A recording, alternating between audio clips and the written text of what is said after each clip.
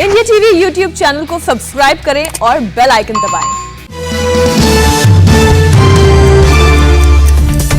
LAC पर विवाद के बीच चीनी दूतावास के कार्यक्रम में शामिल हुए सीपीएम सीपीआई नेता। चीनी कम्युनिस्ट पार्टी के शताब्दी दिवस समारोह में शामिल हुए सीताराम येचुरी और डी राजा। सीपीसी के शताब्दी दिवस कार्यक्रम में अखिल भारतीय फॉरवर्ड ब्लॉक के भी नेता आए नजर। सचिव जी देवराजन और लोकसभा सांसद एस सेंथिल कुमार भी शामिल हुए।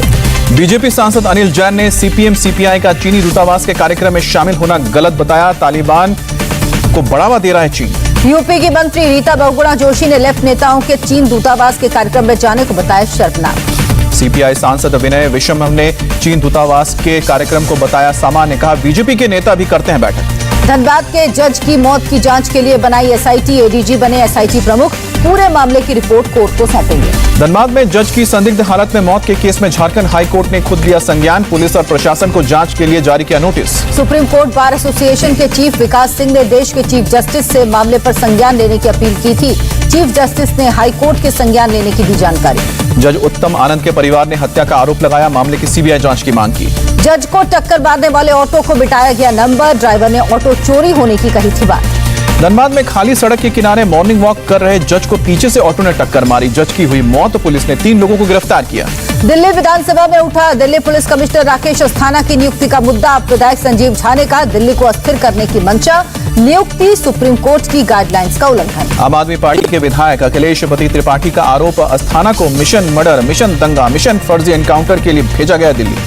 दिल्ली पुलिस कमिश्नर की नियुक्ति पर बोले दिल्ली विधानसभा अध्यक्ष रामनिवास गोयल। विवाद पैदा करना केंद्र सरकार की आदत। पूछा क्या सारा हिंदुस्तान गुजरात के लोग चलाएंगे। दिल्ली विधानसभा के मानसून सत्र की हंगामेदार शुरुआत। बीजेपी विधायक ओपी शर्मा दिन भर के लिए सस्पेंड किए गए। सदन के अंदर आप और बीजेपी के विधायक आपस में भिड़े। मार्शल की मदद से बीजेपी के 3 विधायकों को बाहर निकाला गया। दिल्ली विधानसभा के बाहर केजरीवाल सरकार के खिलाफ कांग्रेस का प्रदर्शन। कोरोना और डीटीसी बस खरीद को लेकर प्रदर्शन किया। कांग्रेस ने केजरीवाल सरकार पर कोरोना संक्रमण के दौरान नाकामी का आरोप लगाया। डीटीसी बसों की खरीद में भी गड़बड़ी पर घेरा। विपक्ष के पर्चा फाड़ सांसदों को लोकसभा स्पीकर ओम बिरला की कड़ी चेतावनी। कहा ऐसी घटना दोबारा हुई तो कड़ी कार्रवाई। लोकसभा स्पीकर ने कहा कल सदन में जो हुआ वो अनुचित था। सांसदों को मर्यादा का पालन करने की नसीहत। संसदीय कार्य मंत्री प्रहलाद जोशी ने हंगामे के बीच लगाया आरोप। पर्चा फाड़ने वाले सांसद संसद में माफी मांगे। लोकसभा में कांग्रेस नेता अधीर रंजन चौधरी ने कहा सरकार का रवैया अड़ियल। विपक्ष को अपनी आवाज उठाने का नहीं मिला मौका। लोकसभा में आज भी भारी हंगामा। विपक्ष के हंगामे के कारण स्थगित करनी पड़ी कार्रवाई। संसद के बाहर किसानों के समर्थन में प्रदर्शन। गांधी मूर्ति के पास कांग्रेस सांसदों ने जताया विरोध। कृषि कानून रद्द करने की मांग की। राहुल गांधी ने ट्विटर पर फिर साधा मोदी पर निशाना। लिखा मोदी सरकार विपक्ष को नहीं करने दे रही है काम।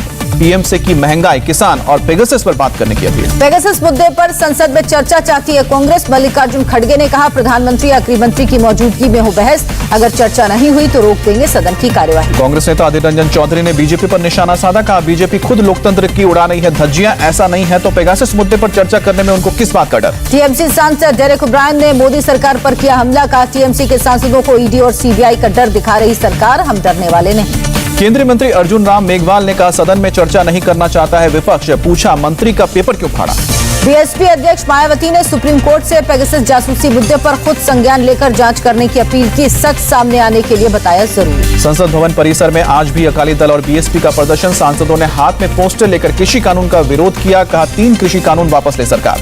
राज्यसभा में विपक्ष का हंगामा जारी। पेगासस और कृषि कानूनों पर ताली बजाकर विरोध। सुबह वेल में पहुंचकर की थी नारेबाजी। असम के कांग्रेस सदस्य साइकिल से पहुंचे संसद। महंगे पेट्रोल का विरोध किया। शरीर पर चिपकाए बैनर पोस्टर। जरूरी चीजों की लगातार बढ़ रही कीमतों पर बोले रिपुन बोरा। सदन में हो महंगाई पर चर्चा। संसद में बहस नहीं करने की दी गई तो ऐसे मुद्दे कहां उठाएंगे। बीजेपी सांसद निशिकांत दुबे ने महुआ मित्रा के बयान को बिहार के स्वाभिमान पर हमला बताया। कहा महुआ ने मुझे कहा बिहारी गुंडा। राजस्थान के कांग्रेस विधायकों से कांग्रेस प्रभारी अजय माकन की दूसरे दिन भी बातचीत जारी। आज 20 जिलों के 53 विधायकों की राय लेंगे माकन। राजस्थान के स्वास्थ्य मंत्री रघु शर्मा ने कहा विधायकों को नहीं है मेरी शिकायत। खबरें गलत। राजस्थान कोरोना मैनेजमेंट में नंबर 1। पायलट समर्थक विधायक मुकेश भाकर और रामनिवास गवरिया भी माकन से मिले। कहा लोगों से किए वादे पूरे करे पार्टी। मिशन यूपी को लेकर दिल्ली में बीजेपी सांसदों की बैठक का दूसरा दिन। आज अवध, काशी और गोरखपुर क्षेत्र के सांसदों के साथ बैठक होगी। बैठक में यूपी के सीएम योगी आदित्यनाथ देंगे प्रेजेंटेशन। बीजेपी अध्यक्ष जेपी नड्डा, यूपी बीजेपी अध्यक्ष स्वतंत्र देव सिंह और प्रभारी राधा मोहन सिंह मौजूद रहेंगे। बीजेपी सांसदों के मंथन के बीच बागपत पहुंचे सीएम योगी। जिला अस्पताल और ऑक्सीजन प्लांट्स का निरीक्षण किया, अधिकारियों को आवश्यक दिशा निर्देश भी दिए। बागपत के सिसाना गांव भी पहुंचे सीएम योगी, गांव के लोगों से बात की। 5 अगस्त को यूपी में गरीब कल्याण योजना का बड़ा कार्यक्रम करेगी बीजेपी, पीएम मोदी करेंगे संबोधित।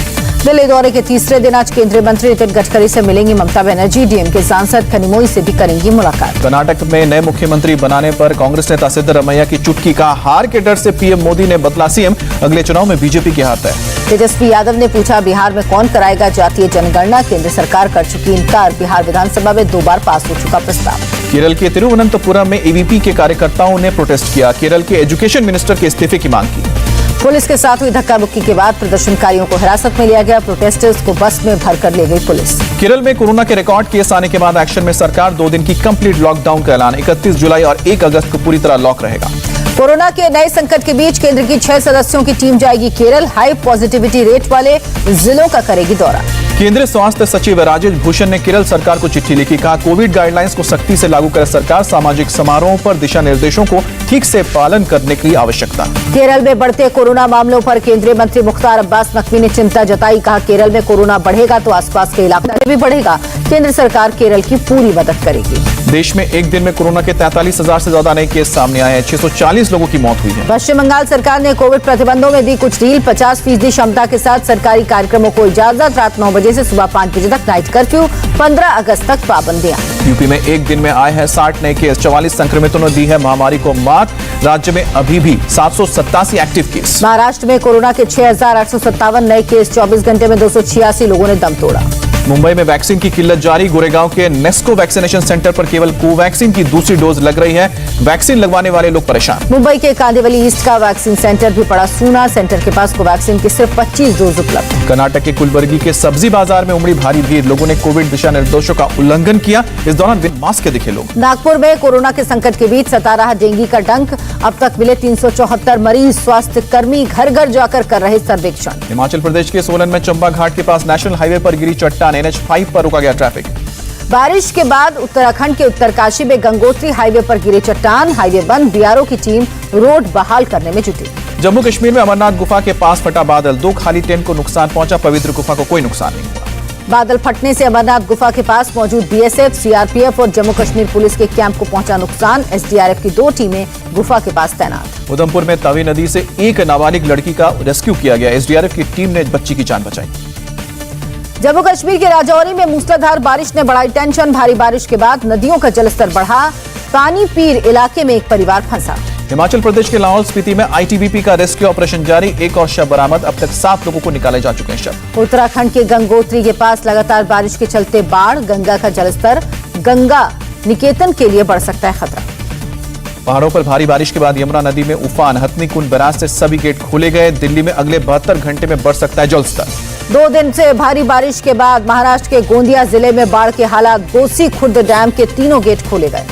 प्रयागराज में तेजी से बढ़ रहा है गंगा नदी का जलस्तर, आसपास रहने वाले लोगों को सुरक्षित जगहों तक जाने के लिए कहा गया। कानपुर से गंगा नदी में छोड़ा गया 1 लाख क्यूसेक पानी। राष्ट्रीय शिक्षा नीति के 1 साल पूरा होने पर आज कार्यक्रम, पीएम मोदी छात्रों और शिक्षकों से रूबरू होंगे, कई अभियानों की शुरुआत कर सकते हैं। शिक्षा मंत्री धर्मेंद्र प्रधान ने कहा शिक्षा नीति के 1 साल पूरा होने पर पीएम मोदी करेंगे कई पहल, नए लक्ष्य को हासिल करने में अहम साबित होंगे ऐलान। पीएम मोदी ट्विटर पर बने दुनिया के सबसे लोकप्रिय नेता, पीएम मोदी के फॉलोअर्स की संख्या 7 करोड़ के पार।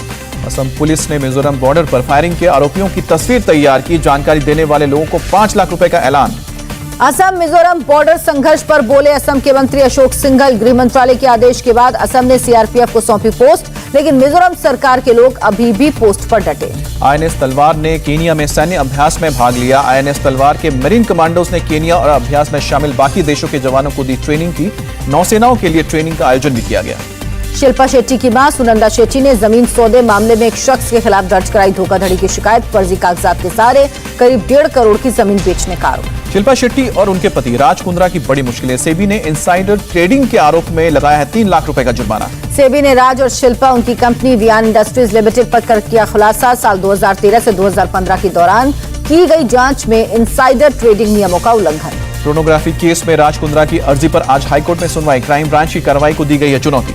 नोएडा में एटीएम हैक कर धोखाधड़ी करने वाले गिरोह का पर्दाफाश, पुलिस ने 6 बदमाशों को दबोचा, 19,000 कैश के साथ 54 एटीएम कार्ड और 1 कार बरामद। शामली में दिखा एनकाउंटर का गजब खौफ। 1 महीने में 22 गैंगस्टर हाथ उठाकर सरेंडर करने पहुंचे। बदमाशों ने अपराध से दूर रहने की कसम भी खाई। नोएडा में जिम करने गए युवक की लात घूंसों से पिटाई। सीसीटीवी में कैद हुई घटना। 4 आरोपियों को पुलिस ने किया गिरफ्तार। तेलंगाना के गुड़गुड़ुमे में नशीले पदार्थ के तस्करी का भंडाफोड़। चेकिंग के दौरान 2 ट्रकों से 7 करोड़ से ज्यादा का गांजा बरामद किया गया। 4 तस्कर भी गिरफ्तार। यूपी के संत कबीर नगर में पुलिस हिरासत में एक शख्स की मौत के बाद हंगामा। अस्पताल में डॉक्टर्स ने मृत घोषित किया। परिवार वाले शव छोड़कर भागे। पाकिस्तान के पीएम इमरान खान का हैरानी भरा बयान। कहा तालिबान आतंकी संगठन नहीं है, सामान्य नागरिक है, कैसे करे कार्रवाई। चीन ने तालिबान के नेता मुल्ला अब्दुल गनी बरदार को किया सम्मानित। तालिबान नेता ने चीन के विदेश मंत्री से बीजिंग में की मुलाकात। टोक्यो ओलंपिक में बैडमिंटन स्टार पीवी सिंधु का ओलंपिक में सफर जारी। डेनमार्क की खिलाड़ी को सीधे सेटों में हराकर क्वार्टर फाइनल में जगह बनाई। भारतीय हॉकी टीम भी टोक्यो ओलंपिक के क्वार्टर फाइनल में पहुंची। अर्जेंटीना को 3-1 से हराया। भारत की लगातार दूसरी जीत। तीरंदाजी में अतनु दास की लगातार दूसरी जीत। कोरिया के पूर्व ओलंपिक चैंपियन को हराकर प्रीव बनाई जगह। नौकायान के मेंस डबल स्कल्स में अर्जुन और अरविंद की चुनौती खत्म। मुकाबले में 11वें स्थान पर रहे। मुक्केबाजी में सतीश कुमार ने कायम रखी है पदक की उम्मीद। अंतिम 16 मुकाबले में जमैका के बॉक्सर को 4-1 से हराकर क्वार्टर फाइनल में पहुंचे। ओलंपिक के दौरान जापान की राजधानी टोक्यो में रोज टूट रहा कोरोना का रिकॉर्ड। पिछले 24 घंटे में 3000 से ज्यादा लोग संक्रमित। आईओसी ने कहा टोक्यो में केस बढ़ने का ओलंपिक खेलों से कोई लेना देना नहीं। किसी खिलाड़ी के जरिए नहीं फैला है कोरोना। ओलंपिक के बॉक्सिंग इवेंट में आज मैरी कॉम की कोलंबिया के बॉक्सर से होगी टक्कर। महिला 51 किलो वर्ग के अंतिम 16 में होगा मुकाबला। सलमान खान स्टारर भाईजान 2022 में दिवाली पर होगी रिलीज। टाइगर 3 की शूटिंग खत्म करने के बाद नवंबर से सलमान शुरू करेंगे भाईजान की शूटिंग। कैप्टन इंडिया के लिए हवाई जहाज उड़ाना सीखेंगे कार्तिक आर्यन। फिल्म में कार्तिक निभाएंगे पायलट का रोल। अजय देवगन की फिल्म भुज से नूरा फतेही का डांस नंबर हुआ रिलीज। 11 अगस्त को रिलीज होगी फिल्म। 2021 के आखिरी तक शुरू होगी फुकरे 3 की शूटिंग। डायरेक्टर बोले मैं नहीं चाहता शूटिंग में कोई रुकावट आए। नमस्ते, मैं हूं मीनाक्षी जोशी। वीडियो और खबरों से अपडेट रहने के लिए India TV YouTube channel subscribe करें। बेल आइकन दबाना ना भूलें। जुड़े रहें इंडिया टीवी के साथ।